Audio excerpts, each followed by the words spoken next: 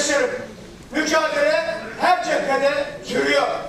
Kürdistan'da, Türkiye'de, dünyada, bölgede, her yerde aslında adı Türkçe Halkların Demokratik Kongresi olmayan hareketler, kongreler, mücadele halindeler. Türkiye'nin doğusunda, güneyinde Kürtler ayakta, Türkiye'nin batısında emekçiler ayakta.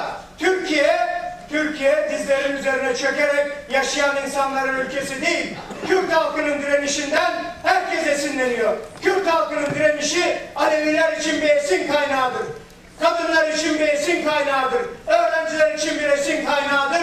Ve bu esin kaynağı kulaktan kulağa, okuldan okula, fabrikadan fabrikaya, ocaktan ocağa yayılıyor, yayılmaya devam edecek. Halkların Demokratik Kongresi'ni bunun için kurduk. Bu kongre sonunda Adalet ve Kalkınma Partisi diktatörlüğüne son verecek en önemli güçlerden biri haline gelecek. Sevgili kardeşlerim, 2014'e kadar bize rahat yok.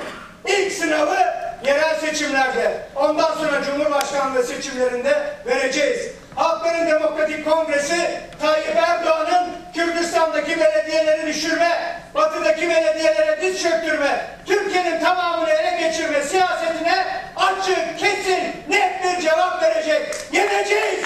Yeneceğiz!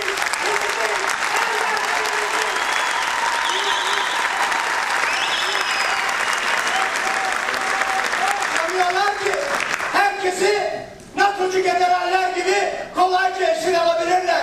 Asla bu orduda kendilerine sadece erlik yapmak düşmüş olan, daima nöbette beklemiş olan ama